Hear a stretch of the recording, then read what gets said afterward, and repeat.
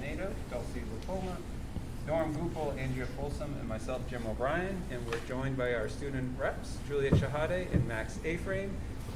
And also at the table is Jody Condon, our executive secretary, and Mr. Michael Flynn, our superintendent of schools. So we'll start with the Pledge of Allegiance. Mr. Flynn, will you lead us? I pledge allegiance to the flag of the United States of America and to the republic for which it stands, one nation, under God, indivisible, with liberty and justice for all. So our first order of business is to approve our meeting minutes from our last meeting of December 21st, 2021. So I'd ask if there's a motion to approve the public meeting minutes of that date. So moved. Second. Is there any discussion? All those in favor? Aye. Anybody opposed? Ayes have it. And then we also have a set of non-public meeting minutes from that same date of December 21st, 2021. Is there a motion to approve? So moved. Second. Any discussion on those? All in favor? Aye. Anybody opposed? Ayes have it. So our next item is to move forward with comments from student reps in the school board. So Juliet or Max, any comments this evening? I don't really have much that's new. Obviously, midterms are coming up, which is a big thing for all of the students. But other than that, it's been pretty much the same at the high school. Yep, I mean, just making it through, getting to midterms. It's kind of like the dog days of school year, to use a baseball term. You come back from your little break, and it's a little bit of a slog to get to midterms, but right there. You mean it's exciting and fun? Yeah, that. Means you're halfway there. Yeah. Close. All right. All right. How about from the board? Any comments this evening? Sure. Norm?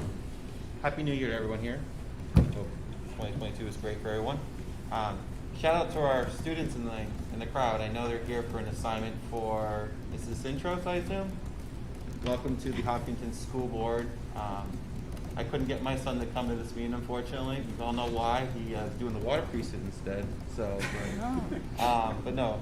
Wait, he's doing the water precinct Yeah, over us? the water precinct will take like 5 minutes. So you guys, you're stuck here for our meeting. You chose wisely. That's what Norm's trying to say. Yeah. But anyways, welcome to our meeting. I hope you guys learn a little about how town government works, and I wish you nothing but the best when you report back to Kate. Thanks for being here. All right. Thanks, Norm. Ms. Wilson? I got nothing. Happy New Year. Happy New Year to you. Yeah. All right. So we shall move on under current business, and I'm going to hand it over to Mr. Flynn to introduce us to the governor.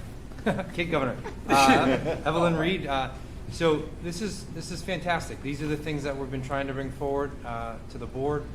You've seen some athletic teams, but this is probably the coolest thing that I've seen so far in quite some time, and I've been around. This has been going, I think, since 2018, 17-ish, somewhere right around there, and students from around the state can apply to be Kid Governor, and they have a passion and a voice.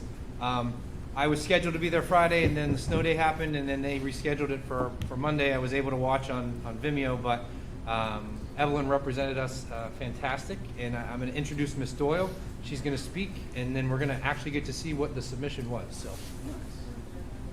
I'm so excited to be here tonight with Evelyns, and I want Megan to let her talk with you a little bit about her experience in being elected and inaugurated to the Executive Council of New Hampshire Kid Governor. She ran on a platform of pollution, and I'll get her video together so that you can see it. And Evelyn will just talk to you a little bit about why she ran, what the process was, and then she'll probably take your questions because From the press like yesterday, yeah. So the reason why I ran was mostly I just wanted something to do, and I thought it would be a fun thing to do. So that's mostly why. And student governor is basically this election, obviously, that is an annual thing where you get to decide around late September. The kids vote for the school representative. So anyone who wanted to do it in the school, I won that. So then I went and made another video with my class, which you'll see, and got picked by some adults out of, you had a 7 out of 40 chance. I got in. And kids voted again for this 7 who would then be the governor, kid governor, and I just got into council instead of governor, but yeah. That's not just into council, you were also, yes, Yeah. yourself, you did outstanding to get to that point, right? You're talking about the entire state of New Hampshire and you were down to 7. That's pretty remarkable. You should fly your flag pretty high on that. Why don't we watch the video and then we can talk about yesterday and how cool that was.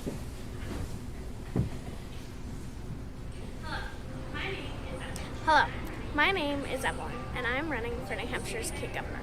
I'm doing this because I am a girl who wants to change the world for the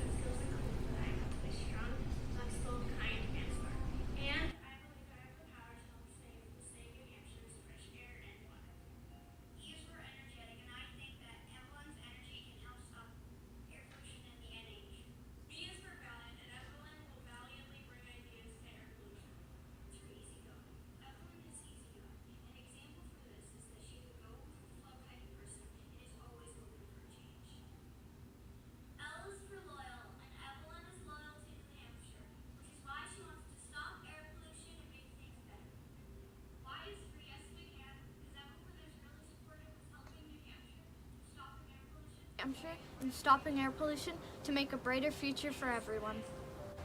N is for nice, and Evelyn is a very nice classmate in school. She helps kids in school and the earth. This is why you should vote for Evelyn!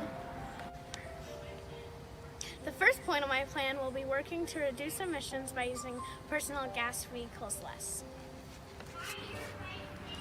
Ride your bike places instead of driving. Use your scooter or a skateboard. Walk or take a public transportation. Carpooling makes a difference too. The second point of my plan will be to encourage the NH state politicians to invest and increase the use of alternative energies. There are many different types of energies other than gas and oil. These can include Wind power! Solar power! Hydropower. Geothermal! Cow power. Moo! The third point of my plan is to encourage you and your classmates to turn off utilities and resources when not in use. Turn off the lights when you leave the room.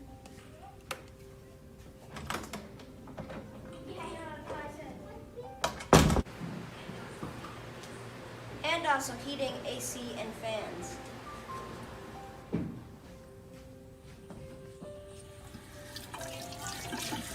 Don't forget the water too.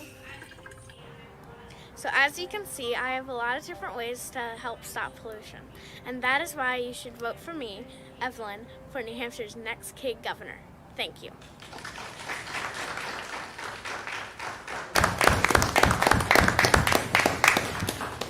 Evelyn, if I can just ask what yesterday was like. You got to meet Governor Sununu, and if I remember, they said that's the first session they've held in the new, having a brain cramp in the new, thank you, in the new chamber since it's been updated and due to COVID. So the kids were the first ones in there to have a standing meeting, and so can you just share what that was like? For me at least, I felt a little scared on it because it was a big thing. Everyone else, Eva, I forget their other names. Eva and a few other kids were totally fine with it. And so we mostly didn't have too much talking. Charlotte, the actual kid governor who won, did a lot of the talking too. And it was just it was a basic ceremony or something. Good. So yeah. Great.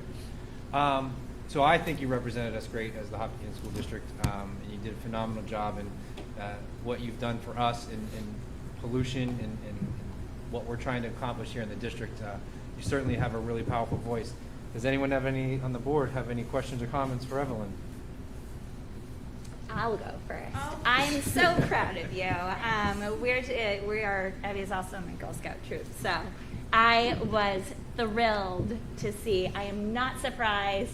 You have such leadership qualities. You do such a good job of bringing people in and together.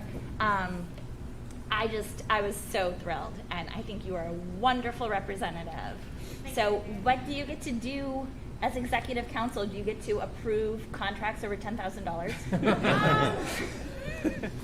No. We are basically just working on Charlotte's platform, which was homelessness and poverty.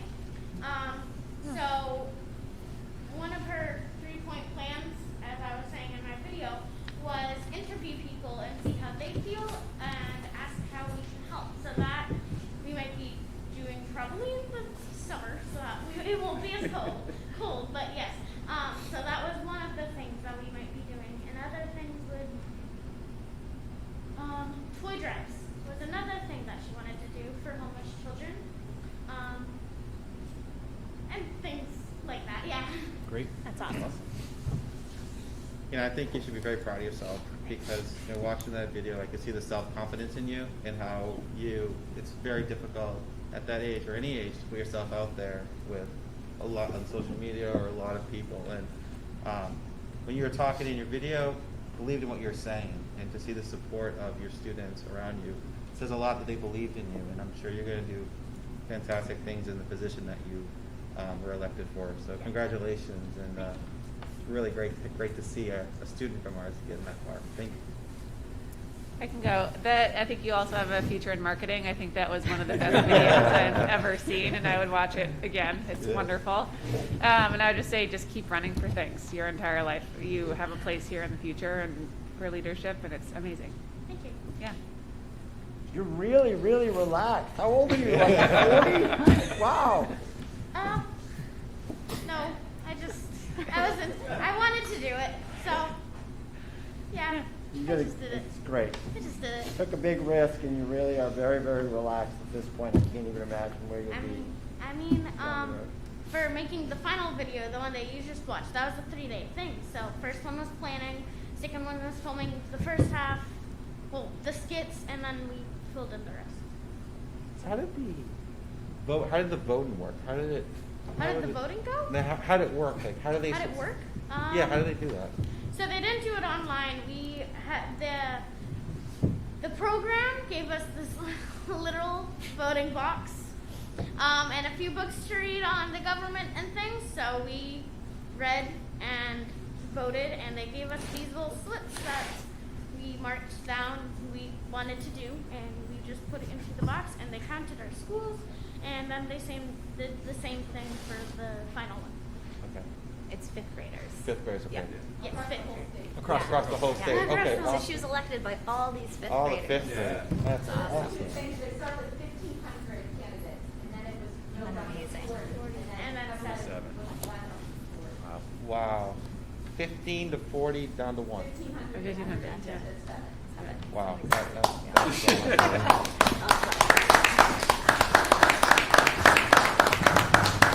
I think I said it to the student athletes that came a couple weeks ago that a lot of our students have great parents. So it's a compliment to the family as well, and empowering.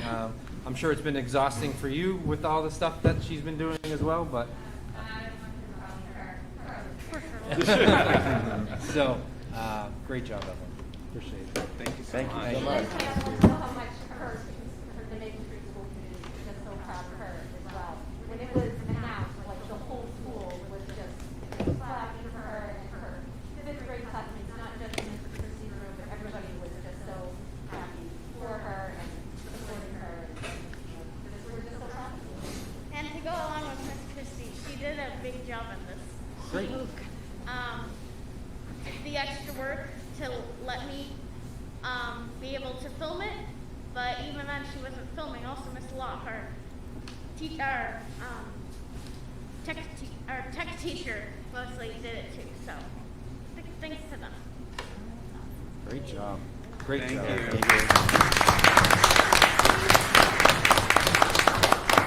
you. You can stick around for the fun stuff, or you can also head out. It's up to you. There's fun stuff? Yeah.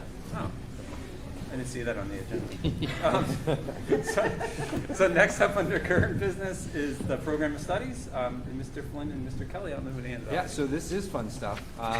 This is for our 2022-2023 school year. Each year, program of studies is presented to the board with any updates or changes. I'd say that there is nothing significant other than what Mr. Kelly's going to print. I mean, nothing significant, meaning this might be the first year you're not seeing any new courses introduced. We kind of put a pause on that with the new curriculum assessment and what we're trying to establish with all of that. So you're seeing the great courses and stuff that we offer.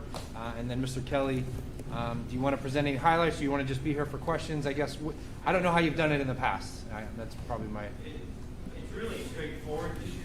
As Mr. Flynn said, we're not adding any courses. But because of a lot of the curriculum changes and updates that each department has been working on, one of the things we talked about at the council is really taking a look at our course descriptions and updating those as best we can to reflect what those changes to the curriculum are. So many of the changes that you'll see there really are embedded in the world language because they've been really working on the organic world language approach and what they do in those courses. But we do have some in English. We do have some changes in math. As you know, you approved the introduction to calculus course. That was only 1 year, so that's been taken out because that's not going to run any further after this year. On My Own is a course that we took out. It's not a course that's well subscribed to. We haven't run it in a couple of years, so we took that out. There's some name changes. If you take a look further down in that document, in our wood technology area, we have 3 courses that we've run in the past. We've now combined those 2 courses because we won't offer that 1 course at the high school now. So just tightening up some things in the program of studies going into this year. But outside of some wordsmithing, it's pretty much what it was last year. Can I ask a question? Please. Were there any, I don't know if this happens, but were there any requests for classes from students or faculty that we put a halt on just to keep an eye towards for next year? But we haven't gone through course requests yet. Okay. So in the program of studies, when you look at courses that are grayed out, yep. that's because those are courses that run every other year, and yep. we keep those in there to draw an interest, right? Yeah. But we also list what year they'll run. Yeah. Okay. We are in the midst of, I don't want to call it an audit yet because it's yeah. still just the beginning.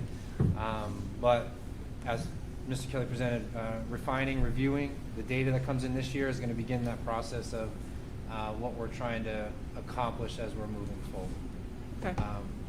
I will echo what Mr. Kelly has said since I've started here. What we offer our students is far and above what other districts offer, and that's outstanding for our students.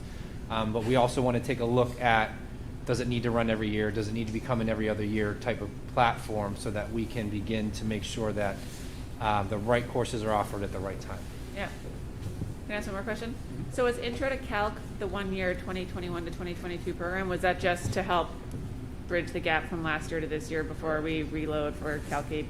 Right. Okay. So yeah, talking to Mr. Brizard last year before he retired, it was one of the things we talked about was the concern over how much curriculum he was actually able to teach. Yeah. Cool. Thank you. Mike, you might not know this, but a couple years ago we had a discussion about graduation requirements here at the board. If there was a change in that down the road, does that come from a recommendation from the curriculum committee? Yep. Okay. So that would be curriculum committee in partnership with curriculum council, and then final movement will get moved up this way. That would be that two-way street we're beginning to operate between all 3: board, curriculum and assessment, curriculum council. Okay, perfect. Thank you very much. Other questions? I think it's great you can retake wood shop or wood technology and lathes. That's awesome. Yeah, that's nice. So you'd like to enroll? Yeah. Yeah. If I could go back in time, I would go back to when we had metal shop. Yeah. Huh? Yeah, that's what we're looking for. Yeah. Cool. Thank you. No questions. Nope.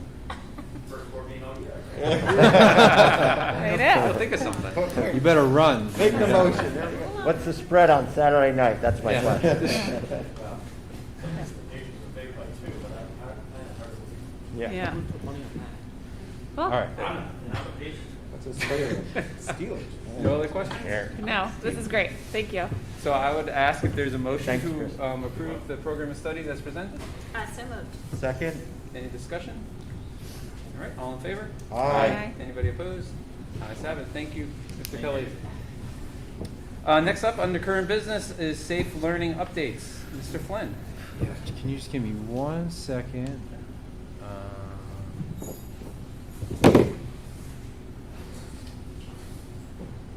have it pulled up. All right. So we are now, 4 days last week, 2 days this week, 6 days back from break. I think what we experienced when we first returned is what we initially thought, that there'd be cases coming in. We had good discussion this week, for people to understand that the cases that were posted last week, remember, the majority of them did not even enter school. Those were all to returning to school. And then as we've gotten through this week, you see more cases that are considering coming up. The reason why I want to discuss cases is I've been hesitant to use the dashboard to break it up into schools out of concern of being able to identify students and things and stuff. So now that the cases are rising, I think I've been working with Matt today. We're probably going to break that out per school so that the community can get an idea of where the cases are falling per school. Our internal data is still the most important to us when we're weighing decisions. But as you can see, the numbers can send a different message. Meaning earlier in the year, there was a time where Harold Martin had a spike. And now we're seeing the high school have a spike. So I think we're getting to that point where the numbers are, we should be showing it per school. So I'm working on Matt to update that to where it's going to become a live document and we'll be notifying per school. The second thing that significantly changed while we were on break was the CDC and I'll call it the CDC press release with no guiding documents to then them providing guiding documents to New Hampshire DHHS with a phone call, but no guiding documents, to then providing guiding documents. So it all slowly rolled out to last Friday evening, essentially, to where we should be shifting. Those major changes are around guidance and isolation. And I sent that email out on Sunday evening with the links that you can click on any questions. You can go to those documents, which where we're at. Then we met with the nurses this Monday. And then we want to talk about what works best for Hopkinton, right? We've said that since the beginning. What's our safe learning plan, and how do we ensure we're in continued in-person learning, as we're doing right here, right now, but continuing to keep kids coming to school because we know that's the best spot for them. So in talking with the nurses after this evening's meeting, they've created a cheat sheet, essentially, for how the guidance may or may not impact household contact. And I'm not going to go down all the rabbit holes. I'm just trying to give you the overview of the changes. So if you notice in my email on Sunday night, it may have looked different to comparing districts. If you were watching, I used the number 6 rather than 5 because technically day 0 is 1. I know it makes no sense. So that's why I continue to use the number 6, because the date of exposure actually counts as day 0 and not day 1. So that's why it's actually a 6-day turnaround, not 5. The second part, the differencing between CDC and NHCHHS, which we've seen since the beginning. Let's be clear, even from the summer in regards to recommendations, people have been dancing around. New Hampshire DHHS added a line that allows institutions to implement testing in order to return early from quarantine and/or isolation. Now, we talked about it and circled it quite a bit. And we came to the conclusion that as Hopkinton School District, after that 6th day, if you want to return early, because we have the testing on hand, because we have the inventory, that we're going to require the test to return from school. That's 2 reasons. One is we've already had experiences with students returning early that were asymptomatic. And then secondly, the CDC guidance says you may return early from isolation and or quarantine, but need to wear a mask at all times and not eat around anyone within a large bubble, so to speak. That's obviously a challenge in school districts. So that test basically clears the conscience of the student. They can eat as necessary with the 3 to 6 feet. Also allows to prevent that asymptomatic carrier coming in back early. And basically just continues to create what I've said, a safe learning environment for Hopkinton students and staff. That rapid would be required for staff to return early as well. These are the things that we're putting in place to make sure that students, I'd like to fly our flag here a little bit if I could. I'd say we're leading the way in the state in regards to testing to stay in school, having the inventory, having responsibility of both the families and the students who walk down and say, hey, I was exposed, can you test me? We've been doing that. We commended our nursing staff before we left.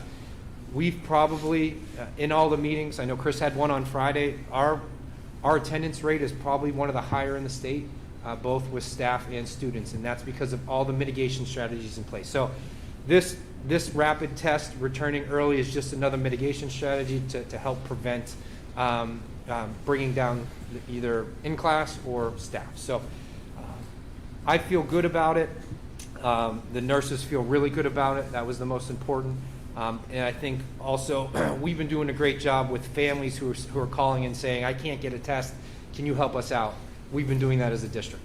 Other districts don't have tests, aren't testing students, aren't testing families, and we're doing all of that to make sure we keep our numbers manageable and in school. So in regards to the safe learning update, we are shifting that. You saw that. You'll see this cheat sheet come out from building principals over the next day or so that you can get an eye on it as a family member.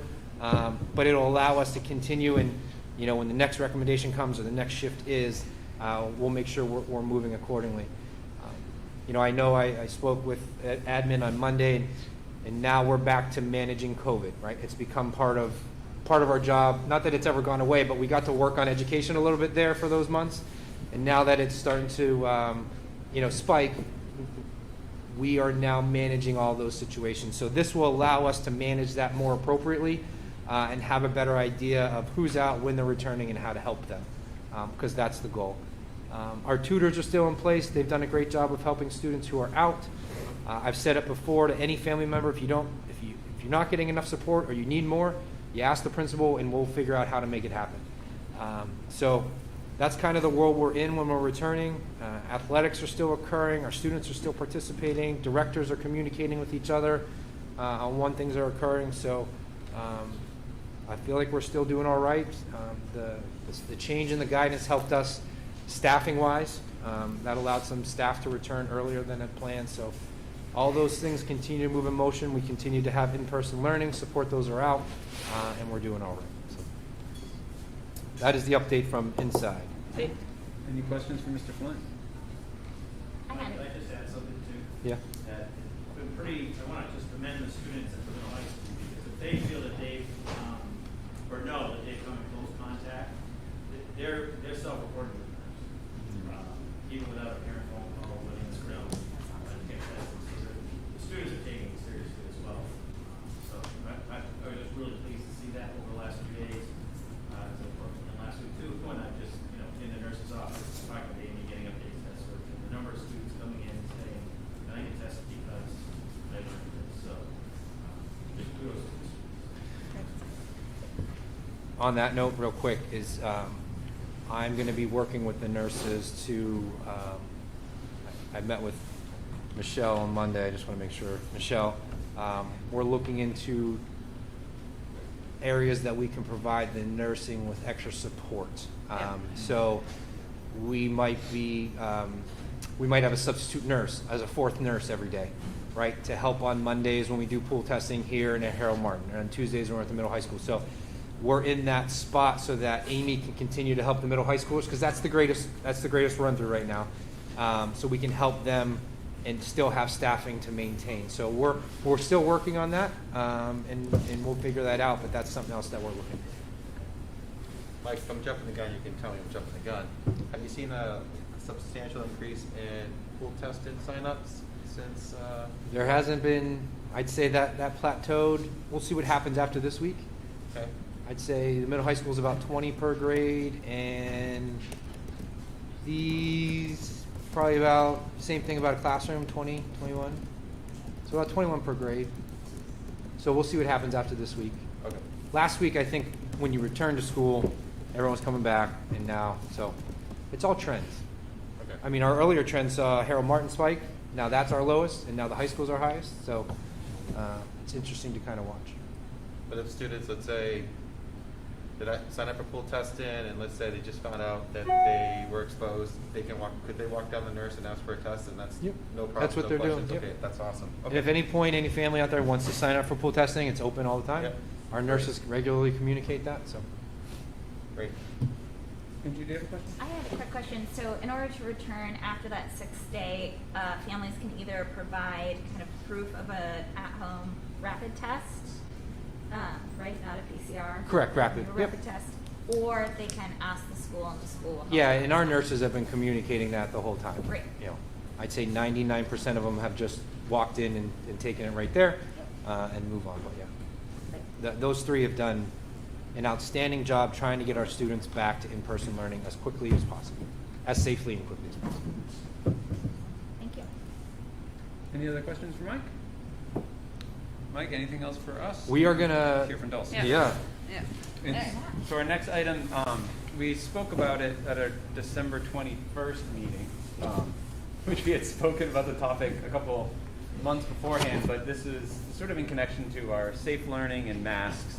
And so we've had sort of this ongoing discussion about trends in the district, trends in the community, and when does the board sort of start thinking about a different type of mask mandate. And so Dulcie and Norm have been helping the board, putting together some of the metrics and the thinking around this. And so we had talked about having an update at this meeting, a quick update about where things are at and what the current thinking is. And so thank you, Dulcie, for doing this. Yeah. All right. Here. Everyone see this sort of while it's loaded? There we go. Yeah? Thumbs up? Great. Okay, so really quickly what we want to do today is just review our prior recommendation that we talked about back in November. Give a quick status update in terms of where we are, some visuals to go along with what Mike just went through, and then our recommendation.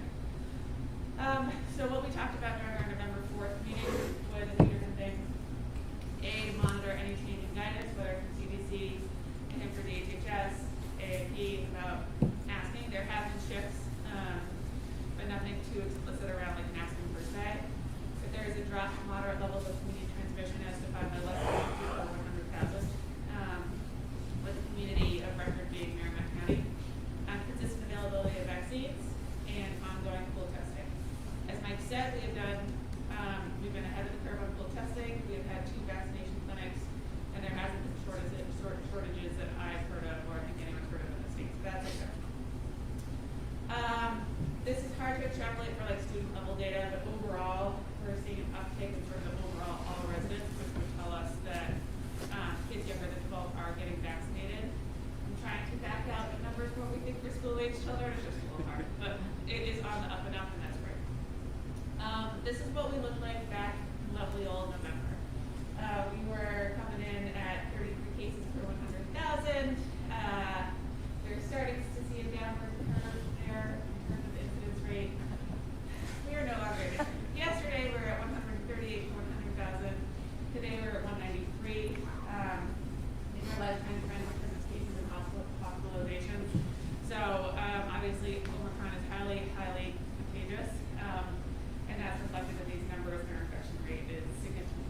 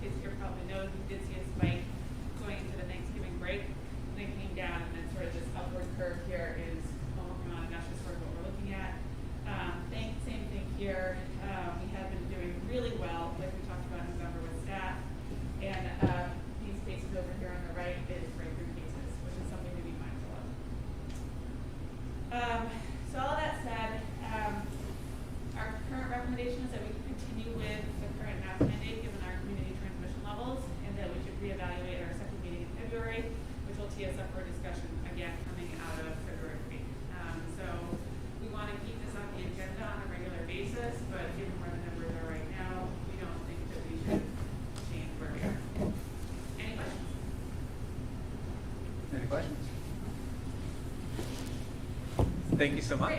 So we will revisit and we'll put it on the agenda for the second meeting. 224, I think it is, 224? Thank you, Dulcie. Thank you, Norm. Anything else on safe learning before we move on? Mr. Dorn? I had something that I just, you mentioned it in your presentation. Oh, you shared that with Matt. Yep. So we can get that on the supporting documents? Yep. Okay. Because I know that came hot off the wire. Hot off the wire. Hot off the wire. The one thing I want to re-echo is the students and the families and how important it is to self-monitor, self-screen. I think Mr. Kelly did an A+ job saying how responsible our student body is at that age, to walk in and say, hey, can you I know Amy's been doing almost 40 a day sometimes, and that's great to keep kids in school. At this level, I know the families have done a great job. Hey, I can't get it, and Amy and Jean have said like, hey, come on in, we'll take care of it and move on. So we want to continue to keep the kids in school. I think the families want the kids in school. So just to keep up that practice, to keep us running and keep us operating, and we'll be in good shape. So that's that. Anything else on board? All right, so we're going to move on to the next item under current business, which are warrant articles. And I have a copy, so I think there's a copy of the draft warrant articles in our packet. So what I was hoping to do today is we will I'm going to go through each warrant article, but some of them we have already voted on, so we don't need to revote. But go through the warrant articles, I think finalize them, which would just mean voting on the language for each article. And then in the past, we've assigned a speaker for town meeting. And so we could do that tonight if someone feels very motivated to speak to a warrant article at town meeting, we can assign that tonight. And then if we don't have them all assigned, then we can figure out what to do at that point. Jim, yes, sir. Before you head, can Michelle give her one update to the one warrant article? I would love for that to happen. Okay. Or do you want to wait for that article to get to that article and do it then? Yeah, that's fine. We'll wait. How about Does that work, Michelle? Okay. Which Cool. article is it? Actually, no. Let's do it now. We should do it now. Yeah, it's a full impact. Okay. Let's hear from Michelle. Hi, Michelle. Hi. How are you guys? Great. How are you? Good. So we actually have some good news that we heard last week. When we received our special education aid check from the state, we received $108,245 more than we had budgeted. So when that happened, Mike and I had discussions about, well, since we didn't expect that, and because we're looking to have $100,000 be placed in the special education trust, it would make sense, rather than to raise it through taxes, to have the board use fund balance, which that's where that 108 would go. And so that Article 8 would actually be a zero cost, which would bring the total down to $1.17 increase instead of what was before, I think $1.29. That's great. That's great. That is good news.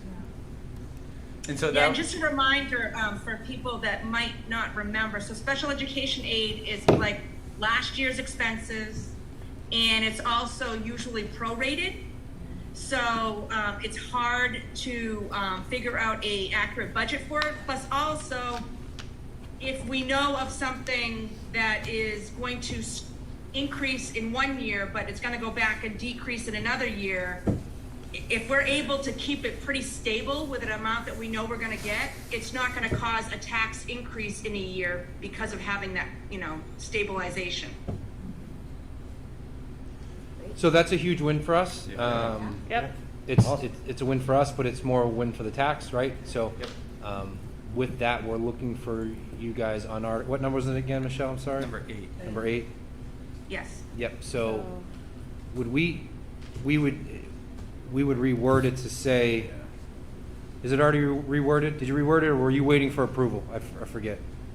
So I believe the document, I'm hoping, because I'm looking at the budget bulletin, and it does have the new one in there. Okay. So it should say, after to authorize up to 100, it should say, and to authorize up to 100,000 from year end and designated fund balance, Yep. and in parentheses surplus. Yeah, that's one we have. Yeah. Okay, perfect. So that's the updated Yes. one. Yes. Perfect. Sorry, we were assuming you were going to say yes.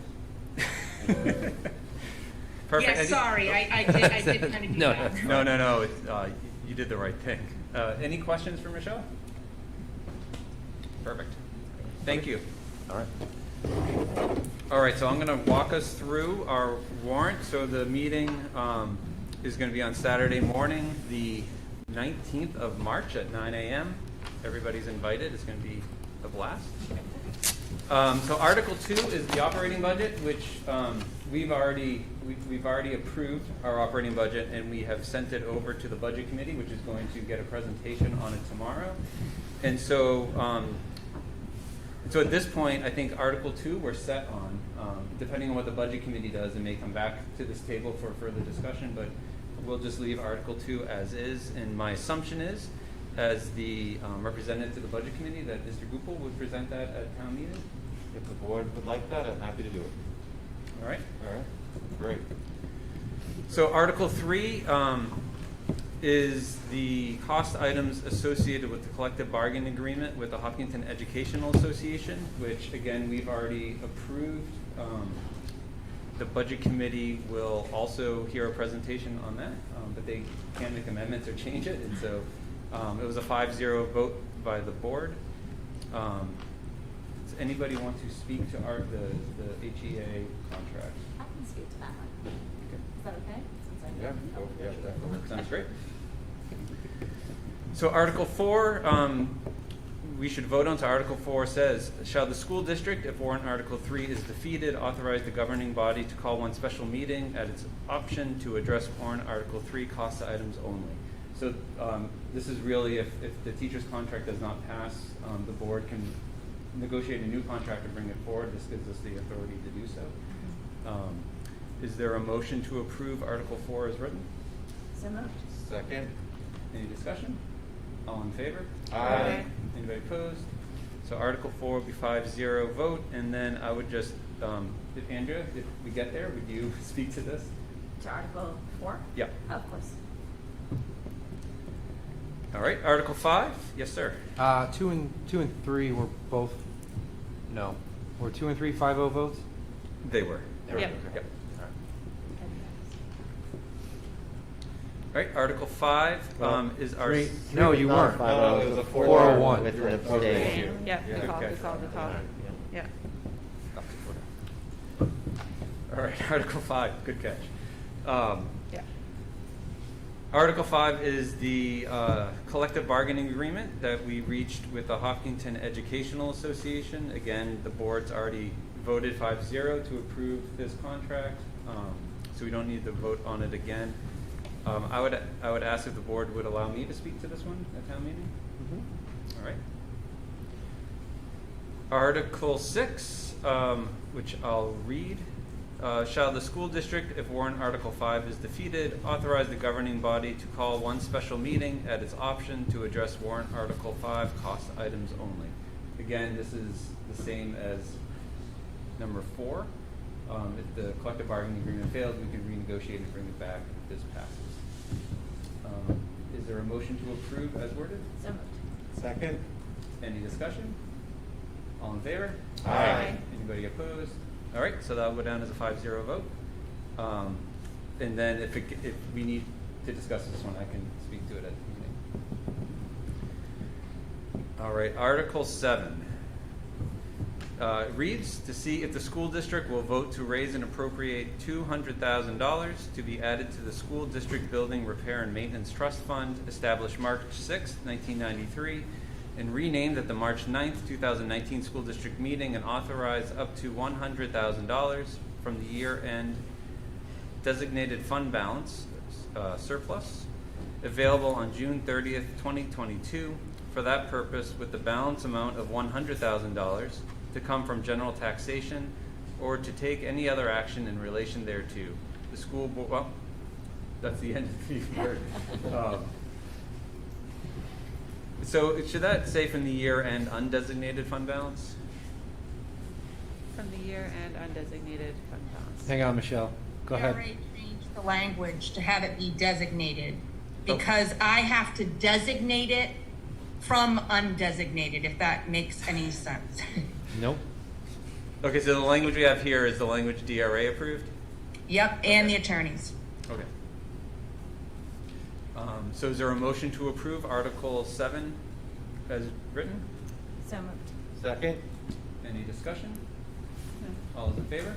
Aye. Anybody opposed? No. No. No. No opposed? Not opposed. Okay. No, I'm okay. Sorry, no. Are you actually? No, this is mine. This is mine.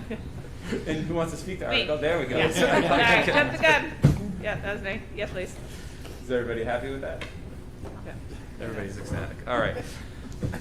Article 8, to see if the school district will vote to raise and appropriate $100,000 to be added to the Special Education Expendable Trust Fund established March 19th, 2005, and renamed at the March 10th, 2018 meeting, and authorize up to $100,000 from the year-end and designated fund balance, surplus, available on June 30th, 2022 for that purpose, or to take any other action in relation thereto. Is there a motion to approve Article 8 as written? I think just after the March 10, 2018, it looks like we're just losing or needing the words school district meeting. Because right now it just reads and renamed at the March 10, 2018 and authorize. Perfect. So, just words. But with those in place, so moved. Put that in place. Second. It is in place. Any other discussion? Hearing none. All in favor? Aye. Anybody opposed? Would anybody like to speak to this one?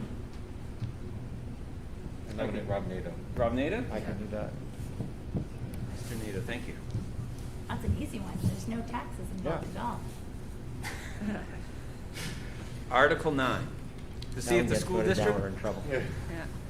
Article 9, to see if the school district will vote to establish a benefit expendable trust fund per RSA 198:20C5 for the purpose of covering benefit increases that are above what is budgeted, and to raise and appropriate $200,000 to be placed in the fund, and authorize the school board to transfer up to $200,000 from the year-end undesignated fund balance, a surplus, available on June 30th, 2022.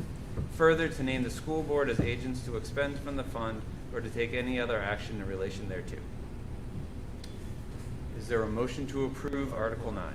I have a question about the wording on this one that maybe Michelle can address, because in other ones, when we are taking money from our surplus, we are stating from the year-end and designated fund balance surplus, whereas this one says from the year-end undesignated fund balance surplus.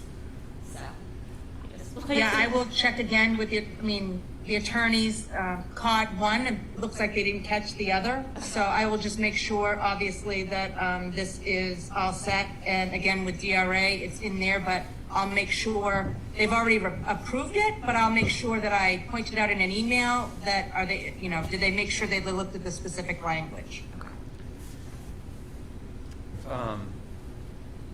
So I would still ask for a motion and a vote, and if we need to, if the attorneys ask us to reword it, we can just reword it and vote again. yeah, I'll move it.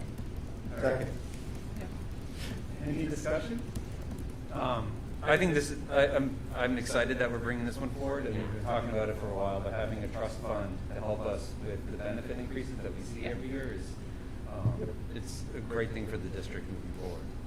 It's going to be important, whoever is selected here to discuss it, so that the community knows that this is another return to us, just like we just spoke about with special ed. So, no tax impact, just need to create it. Do you want it or do you want me to? I would Okay. like this one. Yeah. Hold your horses, Mr. Nato. Just getting out there, that's all. All in favor? Aye. Anybody opposed? Mr. Nato, would you like to speak to this I one? would love to speak to this one. I knew you Mr. would say O'Brien. that. Thank you. You can just stay up there. You can just go boom, boom. Back to back. Yeah, there you go. Article 10, to see if the school district will vote to raise and appropriate $25,000 to be added to the Technology Expendable Trust established March 20th, 2021, and authorize up to $25,000 from the year-end and undesignated fund balance That should be surplus undesignated. available on June 30th, 2022 for that purpose.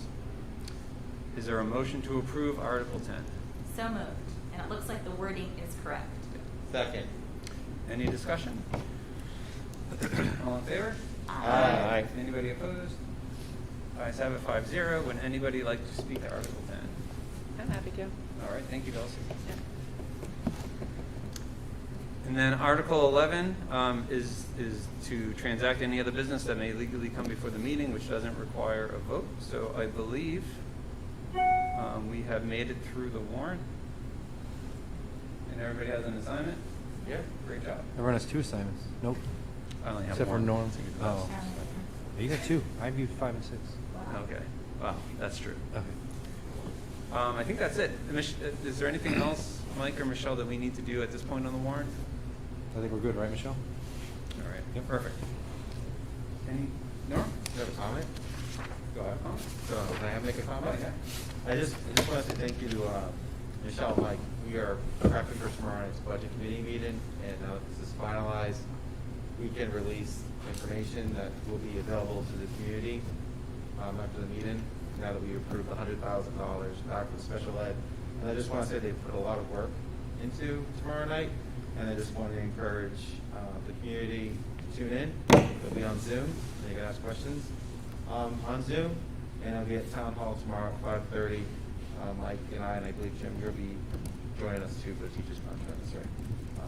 Just want to say thank you to them both for all their hard work for the budget. Thank you. Nice, thank you. All right, next up on the current business is policy. I'm gonna turn it over to Andrea. Yes. All right. So we have 3 rounds of policy to bring forward tonight. I'm going to start with our first reads, go on to our second reads, and then we do actually have some tonight that may be ready for approval. So as far as first reads go, we have 3 policies tonight. All of these policies are being updated.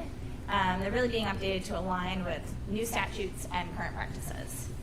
So the 3 that we have, and Dulcie can jump in anytime if I don't say these correctly. She did the majority of the work on these ones. We have policy GB. Actually, before I even do this, I want to back up for 1 second because when we were talking in our policy meeting earlier this week, and Dulcie and I were talking, one of the things we were discussing is it can get confusing because there are a lot of policies. We're doing a full audit, and I know when I ramble on and on about policies at every meeting, it can be hard to know what I'm talking about. All of our policies are going through 3 reads. So we have a first read where we look at it, a second read, and then at the end we approve them or don't. Hopefully we're approving them because that's the whole point of a first and second read, so you can see what's in there and see if you want to change it at all.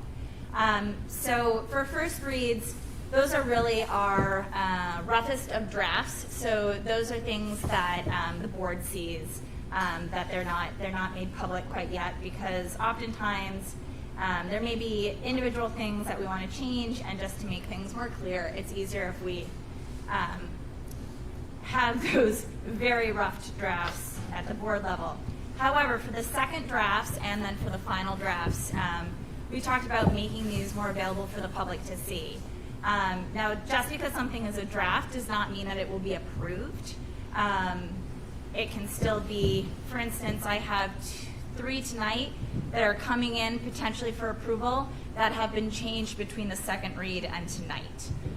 So we will do our best to put those into the public folder for folks to see, and then once policies have been approved, we are also as a district in the process of moving all of our policies online. So right now we have a weird combination between policies that are only in paper form, only analog, and then other policies that are digital. So we are working right now. The stuff that you see online is not necessarily all of the policies that we have. It's actually a very small portion of the policies that govern our district. So I just wanted to put that out there so folks can know that moving forward, we have a plan for how we're reworking a little bit of this so that you can see what we're talking about when I ramble through. with that being said, our first policy for our first read of the evening is background investigation and criminal records. It's policy GBCD. Dulcie, were there any major changes to this one? No, and it's worth noting a lot of these are in compliance with what is suggested by the New Hampshire School Board Association, but this is all stuff that we're already doing in terms of background checks, criminal records checks, everything else, and what that all looks like, and it just brings us in alignment and up to speed with state level stuff. Great. All right.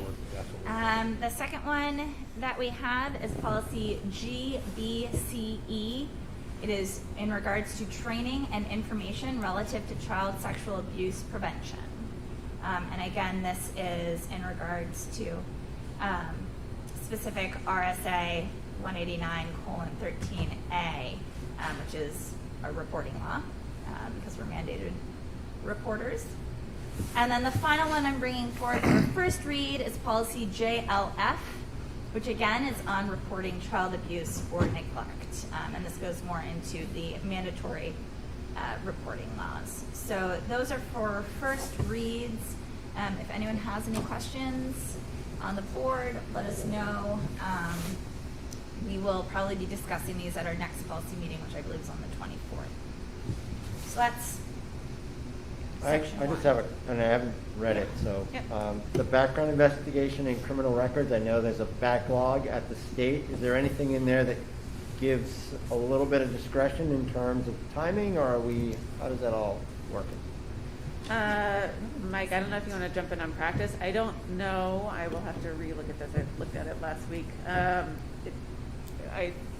think a lot of this is just like state level stuff that has to clear through, and then we're subject to that, but I will triple clarify. The only thing that might be different is bus drivers and monitors. Those fall also into a separate category. Yeah. So this change at the state, you were there for that one. There are rules that you can still hire without completion, right, and what they're able to do. But because of what we care about is safety, is anyone, volunteer, chaperone, they're all getting fingerprinted, background checked in order to be alone with our students at any point. So the backlog, I would say, is catching up. Now that the system's tied in, we've been seeing a better turnaround of almost 2 weeks now. So it's been pretty good, which makes me feel good for hiring season, right? So if we start posting in March, April, we'll have all those prior to anyone stepping in the building. Yep. All right. So our second round, our second reads are policies that I brought in November, actually. Actually, no, I think these were, I'm sorry, I brought these December 12th. Yeah. You can cast your brain back. So I'm going to go through 4 of them, and then the 5th one I'd like a little bit of discussion on. So as a reminder, the four that we definitely have for our second read are policy EBCA, which is crisis prevention and emergency response plans, policy EBCB, which is fire and all hazard drills, policy EH, which is public access to school district records. And those 3 policies rely on each other in different ways. The crisis prevention and emergency response plan, it pulls in the fire and all hazards drill, as well as the public access to school district records. The 4th one that we brought was the parental objection to specific course material, which is policy IGE. Are there any questions, comments, concerns about any of those 4 between then and now? You'll have another chance to look at these before we have any votes on them. They're thrilling. My only, it's less of a question. The last one you mentioned is Yep, the IG. parental objection to specific course material. I didn't have that one in the policy information folder, so I haven't. Oh, shoot. Oh, it should be. Hold on. I can move it now. Okay. It should be an I. I'm looking under policy information. I couldn't find that either, which is why it wasn't in there. I will get it to you.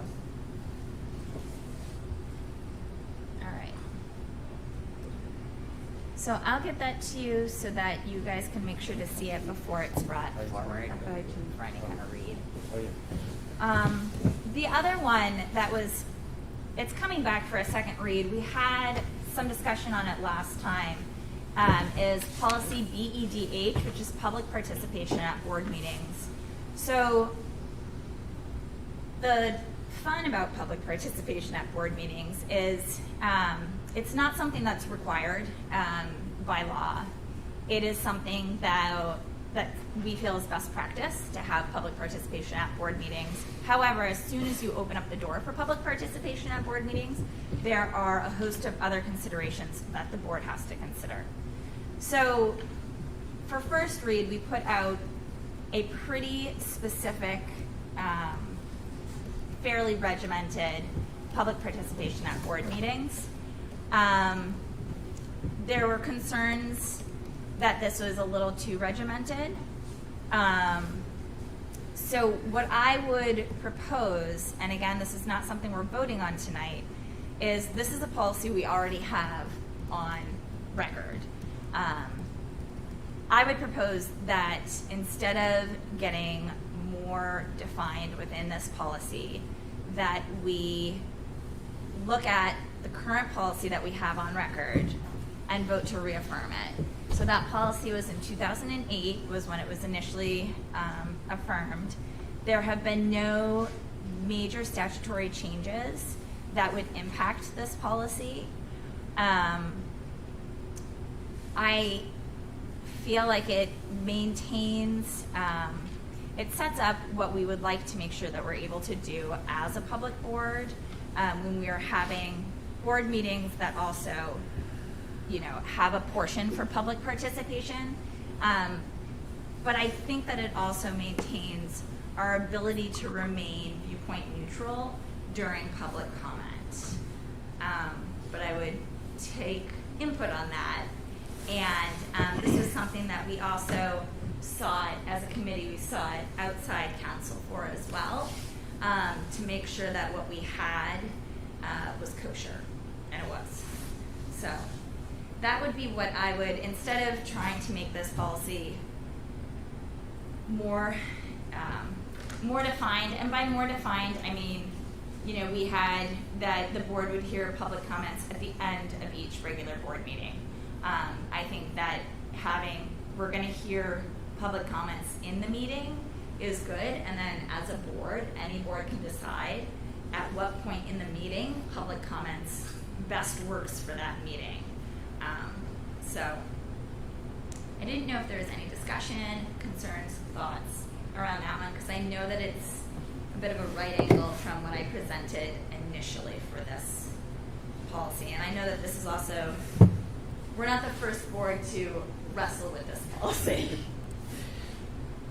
I guess my question would be two things. Yep. One, is the phrase or the term viewpoint neutral in that policy? And if it's not, can it be put in that policy? But then the real trick to me, given what we've already talked about, is the viewpoint neutral in what we would all, I think, is agree is a level of public decorum that we think is acceptable. And by law, I think there are things that are not acceptable. Right. So I would love to see something that balances our stake in viewpoint neutral, but also assuming that there's a level of public decorum, given that we are a Board of Education. I think we can make that happen. So I might bring that back for a second read next time. No, let's talk about it on the 24th and we can loop it back up. Which I figured might happen. So, and I think we can add that point 3. And for what it's worth, I like the idea of it, I guess, going in this direction. And then I was just thinking a couple of meetings ago, might have been a couple months ago, I don't remember the issue off the top of my head, but we moved up public comment on specific issues, and like during the meeting, just because there's people who had things to say, you know, it's helpful. And so I'd hate to have our policy be so directive that, you know, we would be violating our own policy if we ask the public to comment on something for input. So anyway, I like the idea of it, of the board, you know, having more flexibility in how we at least manage the process. Okay. Cool. Okay. All right, so we'll bring that back for a second read next time. Finally, we're almost through these. we have 6 that I say may be ready for final approval if folks are okay with the changes that we proposed. So I'm going to start with the 3 that we have slight changes on. These changes were based on board member input at the December 7th meeting. So the first one, these are all of them except for one are our B policies, which are all policies that regulate the actual school boards. So all of these policies are also in statute. These are kind of pulling from the statutes and putting them into policies. And you know that the question came up of why we would have policies that can also be found in statute. It's a position of the policy committee, at least, that it's really helpful to have one place that people can go to see these policies, because while we can find stuff in RSAs, it is gross to look through them. It is a lot of legalese, and it's really confusing. And so I just think for transparency and ease, that having policies that clearly state what can also be found in RSA and references the appropriate statutes is a best practice for us. So that's why we have them. So for the first one, this is policy BBBC, which is board member or district officer resignation. The one change, it had a little bit of flowery language, I guess, in the beginning, saying that folks who seek election to the board should do so with full knowledge and appreciation for the investment in time, effort, and dedication. And the conversation was, well, we would hope that that is the case.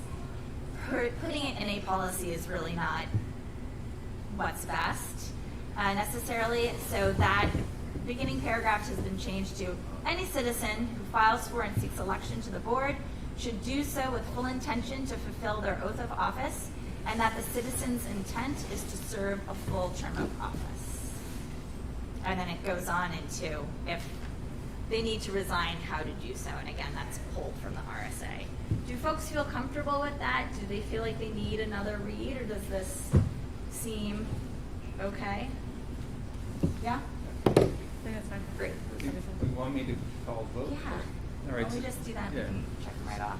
So is there a motion to approve policy BBBC as presented? So moved. Second. Any discussion? All in favor? Aye. Anybody opposed? Perfect. Awesome. All right, that one's done. Great. Next one is policy code BEC, which is for non-public sessions. This was updated this year because there was a change in statute as far as how we keep minutes for non-public sessions. The one thing that we changed in this is it said that board members should refrain from publicly discussing matters, and we felt the need to change that to a shall, because don't do it, ever. And so that is the one change in there. Any questions? Feel good? All right. Is there a motion to approve policy BEC as presented? So moved. Second. Any discussion? All in favor? Aye. Anybody opposed? Ayes have it. Great. All right.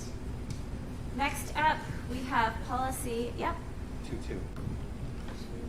Oh gosh, I wrote 2021. It's 2022. Sorry. I did it on both of them. Sorry, didn't No, that's good. All right, the next one is policy code BEDG, which again are in regards to meeting minutes. This one had a funky line. Papers not part of a formal motion may be omitted if they were referred to and identified by some method. It's not in the RSA at all. I looked through all RSAs referenced, and so we just struck that line. Any questions, concerns? How did it first get there? Is So there- where did it first come from? Where Did did we the ever wording find out? first come from? Yeah, the wording. Was it initially? Do we know? No Nope. clue, All right. because I read all the RSAs. All right. Is there a motion to approve policy BEDG as proposed. So moved. Second. Any discussion? All in favor? Aye. Anybody opposed? Ayes have it. All right, we're almost there, folks. Doing great. All right, so the next ones, we have no changes. These are the exact same as the first and second read. So the first one, do we need to go through them, or do we want to let's just call for a motion for? What are the codes? So we have policy code BBB, which is school board elections. BBBE, this is fun to say with a mask on, which are vacancies and unexpired term fulfillment. And IB, which is academic freedom. And there have been no changes since first read on these. All right, is there a motion to approve policy IB as presented? So moved. Second. Any discussion? All those in favor? Aye. Anybody opposed? Ayes have it. Is there a motion to approve policy BBB as presented? So moved. Second. Any discussion? Hearing none. All those in favor? Aye. Anybody opposed? Ayes have it. And finally, is there a motion to approve policy BBBE as presented?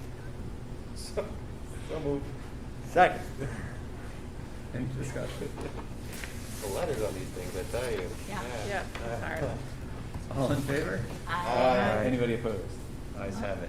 Man, I know I'm killing it. So Kids go are- for it. kids are you know like- what? So that's it. Those are our 3 waves of reads. The policy committee will be meeting on the 24th. And at this point, again, we are just combing through. We started with all policies that had statute changes that we legally need to update. And then from there, we'll be working through all of our policies. We have about 90. So You got your work cut we're out for doing you. well. Yeah. Thanks, guys. Thank you. All right, so we're at the consent agenda. And so I'm going to turn it over to Mr. Flynn for a personnel report, the superintendent's report, and financials. Thank you. Just want to echo on the policy, the amount of policy that this group is working through is, it's not a normal rate, to say the least, comparative. So what we're doing, and at the same time trying to implement, putting them on the website so that people can read it, we're trying to put all those things in place so that anyone can take a look as we work through the iterations of, so to speak, of the drafts. So we're going to work on that and make sure that it's out there for sure. And then once we approve, we're working on a new database with Matt and how we can find all those. So this is a long-term work fix, not an overnight fix. So it takes quite a bit of time to get everything in line. So thank you for that. In regards to consent agenda, moving on to personnel, I'm gonna skip around. I'm gonna come back to that one. I'm gonna go to Schedule B. We have someone who picked up Gaming Club. Gaming Club hasn't run in quite a couple years, and we now have Greg Wilder who's stepping up and running that for our students. So he has done a great job, and I know Mr. Kelly and the middle high school are ecstatic that that's back. So moving that forward on Schedule B, which makes me then bounce back to early retirement. It's that time of year, if you can believe it or not. Yep. Really quickly for gaming club, is that video games or like board games like Catan / Dungeons and Dragons? It's all. Yeah. Cool. Yeah. Thank you. Great. Cool. So back to early retirement. It's that time of year. Teachers had an opportunity to submit their request for early retirement. This is new for me in this district, this timetable. So they submitted. I'm bringing to you a recommendation. Then they have until March, sorry, Michelle, do you know the date off? March 1, she's giving me that. March 1st to essentially accept or not accept in regards to early retirement. So this year you have 4 that had submitted for early retirement: Pam Moskal, Dave Chase, Sue Roberts, and Eileen Reinecker. The contract itself says up to 3. And then superintendent recommendation along with board support, we can support anywhere up to whatever number we may be. And working with Michelle in regards to the financials, and a lot of things are playing in our favor because of the pandemic.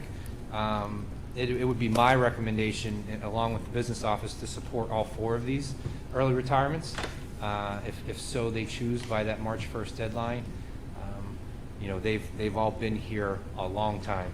There's a lot of combined years here, so if they do elect to move forward with that, we would love to support them for what they've earned in this district. And out of the business office, we can financially not have any concerns in doing that. So my recommendation would be to support all those. That's why I kind of bounced around. I think I want that to be its own action item, if we don't mind, rather than a consent agenda. So I would look for you, board, to make a motion, have comment, and support or not support, and then kind of make that zone. Do you want us to do that now before we move on? Let's do that. All right. So I would ask if there's a motion to support the superintendent's recommendation to, I don't know if the word award is right, but we'll just say to award 4 early retirements as presented. So moved. Second. Any discussion? Yeah, a couple questions of them? Yeah, please. So, in our budgeting process last year, we encumbered, we budgeted for 3 retirements. So with the 4th one, that already came out of the unreserved fund balance, encumbered in case, okay, so let's say we approve the 4 and 2 say they don't want to. Can you come back to the board after March 1st and reopen it, or is it be earlier than that? Michelle, have you ever reopened it before? I want to say that we might have, I'm thinking that we did. It's not unheard of that we couldn't do that. Because sometimes, I mean, March I'm going to ask, 1st, can I cut you off real quick? Yeah. I'm going to ask, Rob's been around a long time, so has it been reopened before? Yes. Okay, thank you. Okay, so we have an opportunity, only 3 out of 4, to come back and say, you know what, we did do 2 more. Yep. Okay, perfect, all right. Thank you. Is that your only question? No, That was you the said only you- question, yeah. Perfect, thank you. Just for clarification, normally what would happen is if somebody, so it typically would be 3, and if somebody decided not to, then it would be extended to if there was another person. I think there was one instance where it was just reopened in general, if anybody had new thoughts on the idea. And we can certainly have that discussion come March, right? It could be a non-discussion because all 4 accept. Yeah. If all 4 accept, you know, it's different. So why don't we save that for that first meeting in March, and we'll make it just. We offered 5 last year, if I recall. Yeah. 5 spots, so. They were not all taken. They were not all taken, and they came back, so yeah. Great, thank you, Jim. Yeah. Any other questions or thoughts? Just the Schedule B is going to take a hit. So, like all of those teachers have big roles, which is amazing. Yeah. Sometimes retirees come back. I and know. they get on the I schedule. know. I don't know how that happens. Yeah. Seeing no other questions or thoughts, all in favor? Aye. Anybody opposed? Ayes have it. Back to you, Mr. Flynn. Thank you, and also, you know, it's a big deal to put your letter in. There's a lot that goes through your brain, and it's something you've been doing for a long time. It's all you know sometimes. So if any of those professional staff have any questions or concerns and want to meet with me or Michelle, please make sure you reach out to Jody. We can certainly get you in there and have those discussions. So congratulations on that. Moving into the superintendent's report.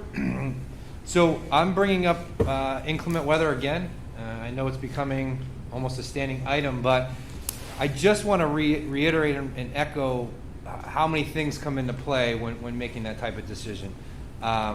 It's discussions with local superintendents, road agents, the busing company. I was up at 5 this morning making sure the buses turned on, and Herbie had reached out to us saying good to go. Looking at multiple weather reports, all these things. And I just want to echo that the main reason for any type of delay or cancellation is the safety of everyone involved, right? That's our student drivers, our buses carrying 50, 60 kids, you know, our people commuting. And I said it before, you know, we're in the profession where we have that benefit of delaying or canceling. I know the real world, as I said, my wife doesn't get to ever have that with her job as a nurse. So it doesn't matter what's on the road, she's got to get there. So it's all out of precaution. It's never out of I want a day off or kids want a day off or anything like that. We just want to make sure we're taking care of the community and having safe travel and making sure that there's no accidents for everyone involved. The reason, I know it seems that I'm gathering that it's a little bit of a different change of calling it the night before. That may not have occurred before. I will always do my best to try and forecast and make a decision at night. That's more specifically around families with younger students in childcare, being able to find a babysitter or someone to help out. If you do have to go to work irregardless, that allows you, a good 8 hours if possible.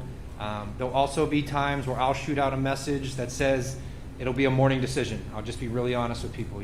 It's too early to call, can't tell which way it's going to swing. Fortunately, both calls were pretty spot on that. So I can be a hero one night and zero the next morning if the snow doesn't show up. But I just want the community to know that it's a challenging decision.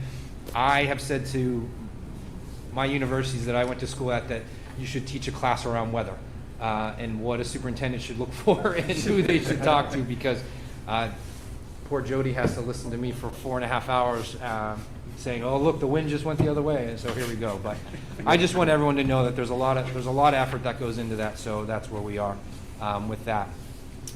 Also on there, you'll see that I noted online learning days. We're working towards trying to complete an agreement with membership and the staff on what an online learning day would look like. If we had online learning days in place, last week probably would have been the perfect example. On Thursday, probably right around noon, I would have notified the staff that be prepared for Friday, storm's coming, it's going to be an online learning day, remote day. That allows the buildings about 2 hours to pass out Chromebooks, materials, whatever's needed for students. And then by that day, probably around 3 or 4, I would have notified the families that tomorrow will be an online learning day. So they would have almost 10 hours to prepare for what that would look like. And then we would do that day. So those are some of the frameworks we're trying to put in place.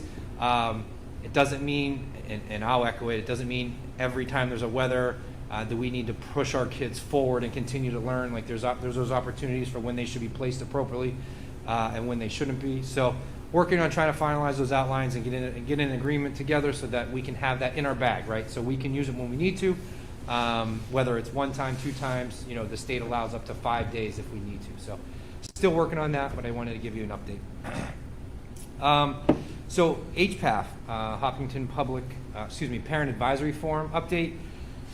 It's interesting. I said we got about 12 responses to the survey we sent out.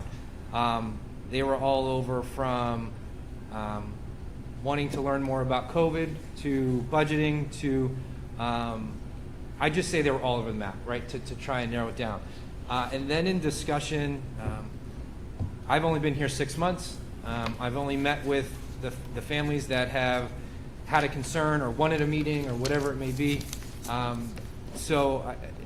The first one's going to be meet your superintendent. So in January here at the end of the month, I'm going to have an open forum. No rules, no regulations. You come, it'll be a forum like this. You can come in and talk about anything. Ask questions, get to know me, whatever it may be. I think it's another way for me to bridge that gap between some community members who may not have had an opportunity in the summer, or now their life's in full force. So basically it's going to be meet Mike. I'll be here and be willing and ready to talk about anything and everything. So that'll be our first one, and then we'll get into, after those, depending on who shows, what trends or what topics come out of there, we'll begin that process. So what's problem is I had a date, and now the musical has been delayed. So that fell on one of my dates. So that's more important than me, any day of the week. So once I solidify that time frame, I'll be sending that out. Big day tomorrow for us at the Budget Committee. I know Norm touched upon it, but Michelle's been working diligently on preparation for the Budget Committee with the town tomorrow. We're going to be presenting our budget with the good news that actually what we thought was going to be is now lower. Anytime you keep saying that, that's a good thing. I know I'll be presenting, Michelle will be presenting, Jim will be presenting the warrant article, the contracts. And hopefully we have either a successful meeting tomorrow night, or then I know we come back the following week. This is a new experience for me. Once my previous board had approved, we were done. So now it's a new layer that I'm excited again. It's more sharing what we did, how we did it, where we came, and how we got there. So if you want to tune in tomorrow night, that is available on Zoom or live stream. Dulcie? Oh, well, I have another question after that. Yep. Well, that was it for that, so go ahead. Oh, great. So this might be coming up, but and we can talk to you about this as part of finance committee, but there's that, then there's public hearing, and then typically the super and Neil also do like, what is it, like vanilla wafers with Neil and like cookies with whoever. Yeah, cookies with Cass. Yeah.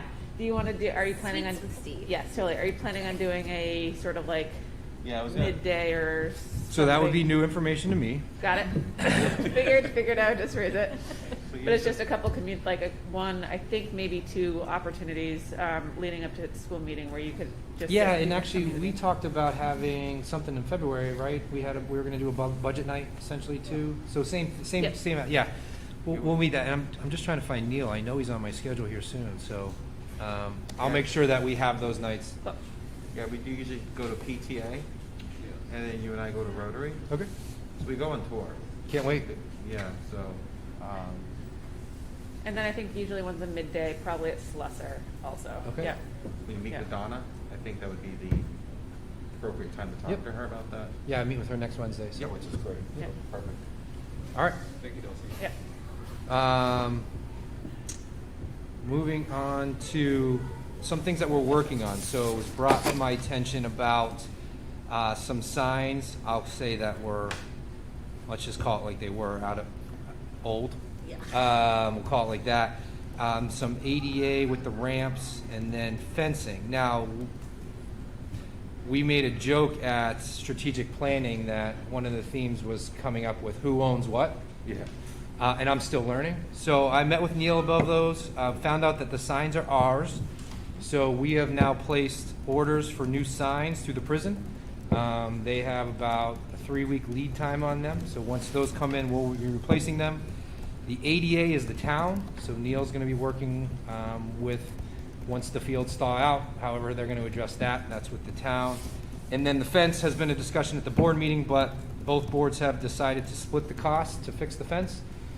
But the town is going to be leading the way. So they're the ones that are soliciting the bids and what it'll cost, and then they'll send us the bill in order to split it. So those are some updates on those areas of improvement.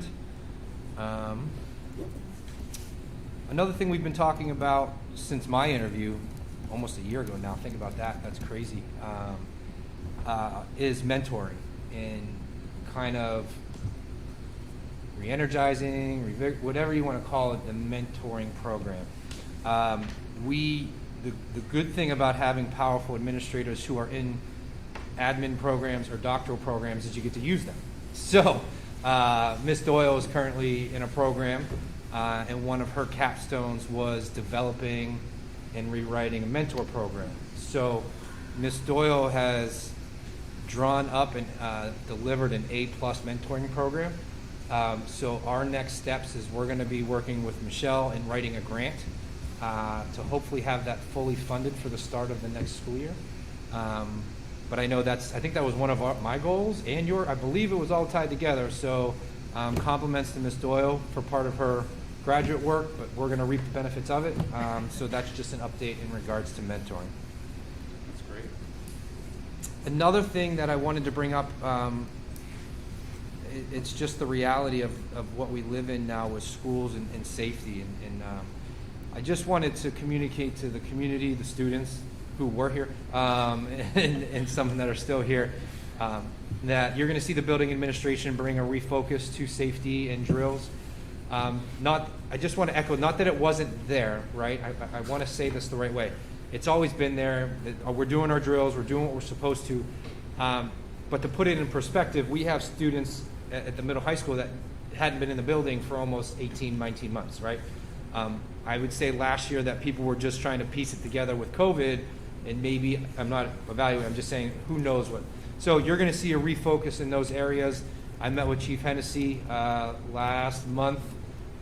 We have a safety meeting coming up on the 27th.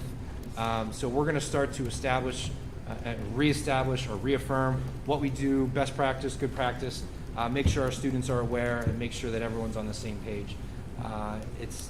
Things are always happening, but we just want to make sure we're always making sure it's a priority. So, all right. Can I go back to your mentor program? Yeah. Just have a budgetary question. Sure. So, great to apply for a grant if that money's available. If that money does does not become available, is this something that we can work into the budget for next year? Like, how do you see that?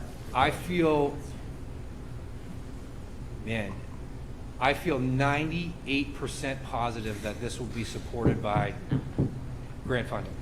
And not just singularly, but year in, year out. And I can only speak to my previous districts in which that's what we used our title funding for every year.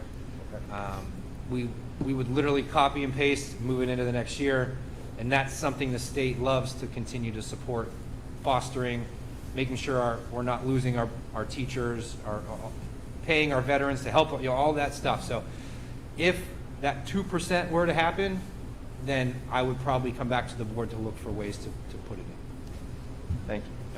Mike, could we get maybe down the line like a full presentation from Amy on the mentoring program? I would love to. Yeah. Amy, if you're listening, you will be presenting your mentor program. I think she's listening at home. I am. No, absolutely. It's a great idea. It'll be something we do. Let's get it approved first, right? Once we have it approved, Amy can come and, I mean, she should be very proud of what she's done. So come and present so that you guys have an idea of what we're going to be presenting to the people we'll be hiring come the spring. So that'll be important. I just want to bring up the boilers again as well. I guess just continuing to clarify points where maybe some misinformation may or may not be out there, but at the last board meeting, you had asked Michelle to go back and draw up a new RFP in regards to clean energy. She actually sent that to our clean energy expert for review. So Michelle, that's ready to go live probably tomorrow, right? If we wanted. It's already live. Live, there you go. So And it's gonna go in the Concord Monitor, the ad for it, I think probably in the next day or two. yeah. It's in their hand. So we had our initial walkthrough with real gas. That's not the right way to say it, but you know what I'm saying. Fossil fuels. Thank you, fossil fuels. And now the new RFP is going out, so anyone that wants to come do the walkthrough, same thing. The trickier one with this, Michelle, correct my verbiage if I'm wrong, is it'll be considered a rebuild, right? Is that what the word you used? So it's a design build. Design build. So that means Because it's a little involved because of a plant, some kind of, either it'd be a silo like we have at Maple if it was a pellet, or, something for chip, or, yeah. so that's live. So we'll solicit that information. Same thing. We'll review it, make sure what's best for us, long term, short term, whatever it may be. Same with the busing. We put the busing out there. If people aren't submitting bids, we can't pay for it. We can't buy it.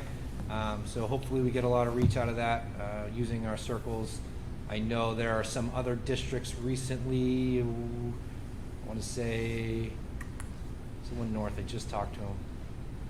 Someone north just was looking into it, and that's how we met with the solar panel people as well. So we're still trying to continue the work. We just got to make sure it's cost effective for the district, right? We don't want to start buying something that's going to be more money to maintain than it is in value in return. So, Can I get yeah, go ahead. on that? I guess as your energy expert, Michelle did an awesome job with the RFP, and one of the things that we added, because I think will be helpful to us as we consider what to do, is so there's the cost element that I think Mike just explained, and then we asked in the RFP if they would explain the greenhouse gas emission, because I think that would be one of the motivating factors I think the community would have if we wanted to go down a wood boiler. And so we've asked them to articulate what the greenhouse gas emission savings would be versus the existing furnace and or a new highly efficient fossil-based furnace, just so we have that as a comparison. Because if it's just based on cost, it may not tell the whole story of what we might be getting. So, but thanks to Michelle, because I think the RFP was really good. Yeah, and the only other thing that I would add there is that if we're thinking about these as 30-year investments, I can sign myself up for this, but we can look at sort of oil futures and sort of what the projected price of oil is looking forward, because it will be part of it. If oil continues to go up, we should just be factoring that in. Yep. And I know kind of a squirrel moment here, but you're meeting with the Students for 100 on Thursday. Talk about Norm meets regularly with the Thank you. 5 hours. And I joined with you last time. Andrea joined with me in the Yep, last we're one. continuing all that work. The students are doing a great job, trying to work on what we can do immediately, right? Instant impact versus short term versus long term, trying to work through those processes. So, great job. Evelyn's a part of it. So, I mean, if she's a part of it, I think we'll be all right. So, I think we're all right. All right, Michelle, for you. Sure, I have just one donation. Thank you to Granite State Credit Union for donating $1,000 to the OSRAM robotics program. Great. Thank you. That's wonderful. That's a great donation. Does anyone know, are they getting to meet in person or like That's our first. their contest? Is their contest in person this year? It's not a contest, it's a Meet. meet. Yeah. Thank you. Yeah, I believe they are. Oh, that's great. Yes. It's a very cool thing that we have. So with that, I would look for board. Sorry. No, you're all set. Yeah, board approval. So is there a motion to approve the consent agenda as presented? So moved. Second. Any discussion? All in favor? Aye. Anybody opposed? Perfect. Thank you, Mr. Flynn. So we're at public comment period, and I don't know if anybody has public comment this evening. Yes, sir. Shit is funny too. Thanks for joining. Good evening. Are we on? Yeah. Lauren Clement, 86 Maple Street. Couple of questions. I know it's not Q&A. On the public comment policy drafts, are they available to view? I know you're saying they are afterwards. Maybe they were stuffed in the report or the on the agenda today. There's the report section there. I think some of them were in there, but I don't know if the drafts are in there. I didn't get to read through the support material that was added today, which is nice that there is stuff added. Thank you for doing that. But are they available, the drafts available, Right, specifically public comment? Yep, I hear Gotcha. you. So you can see our current public comment policy, which is the one that we were discussing. It's already what we have. It's going to be in the policies section of our website. And then moving forward after this meeting, our intention is to be putting more of our second and final read policies into the public support documents folder. Great, So thank you. that was all work that was being done today. Yep. Great, thank you. You touched on calling school a day ahead of time. There was some people upset about it. You made the right call 2 days in a row. Keep doing Two what for you're two doing. right now. 2 I for think 2 right now. The roads were horrible. If you had done a delay, you would have had to bag it anyway. So I thought you did a good job on that, even though others maybe not. On the mass subject, we went over. This was part of the goalpost moving. I wish there was a little more discussion on it. I know there probably wasn't going to be any movement, but it would have been nice to hear if it would have been optional for teachers, people that are vaccinated, et cetera, et cetera. I guess that's going to get pushed out to 2/24, kind of a moot point, but I would have liked to hear a little more discussion on that instead of a quick presentation. In the presentation, thought it said that there were no changes on mask policy or masks in general. My understanding, and I'm not sure if it's the CDC or who, because I can't keep up with every blast of policy on it, but that regular masks, woven masks, are now deemed not adequate. I mean, they're better than nothing, but obviously an N95 or a KN95 are where it's at. But anyhow, I just wish there was a little bit more discussion on that.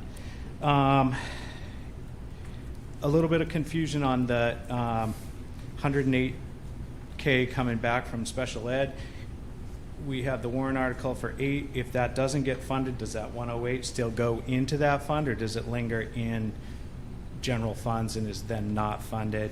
Again, I know it's not Q&A, but I'm a little confused about that moving forward voting. Maybe someone can touch on that. And shoot, I thought there was one more. Nope, that's all on my notes. Thank you. Thank you. So I'll touch on that last question because it's an easy one to answer. So if a warrant article fails, then that $108,000 would remain in end of year surplus and would reduce the tax rate. Is probably the right way to say it. And so the special education fund would not get any money unless there was someone on the floor who wanted to fund it, but it would make no sense since they just voted down funding it that way. Does that make sense? I think so. Would it necessarily go to reduce the fund rate? Because we would still have a period of months to decide what else we could do The with board would those still be able funds. to take action on the fund balance. You do one-time expenses. So it could, or it might be, you're right. might be Yeah. used for some other endeavor. It would go in the fund balance. Yeah. It would remain in fund balance to the end of the fiscal year. Thank you. And then the board would determine. When we left our last meeting, the tax impact was $1.26 or so, all in with all the warrants. So with this 100,000 coming back, reduced the tax rate by 13 cents, which brought it down to about $1.16, $1.17. So we applied to the unreserved fund balance to help reduce a warrant's tax rate impact. It will be clear tomorrow because I have two great people who are presenting this. So I would definitely encourage you in the community to come tomorrow night because we're ready. All right, anything else for public comment? So, so we have the last item, which is other business, old business, or committee updates. And so does anybody have old business, other business, or committee update for tonight? All right. We are on break, so. Perfect. Yep. And so we have a need for a non-public under A for personnel. Yes. So- No, reputation. For reputation, Yes. not personnel? No, it's personnel. Sorry, take it back. I mixed it up my meetings. So I would ask for a motion to go in the non-public session under RSA 91A.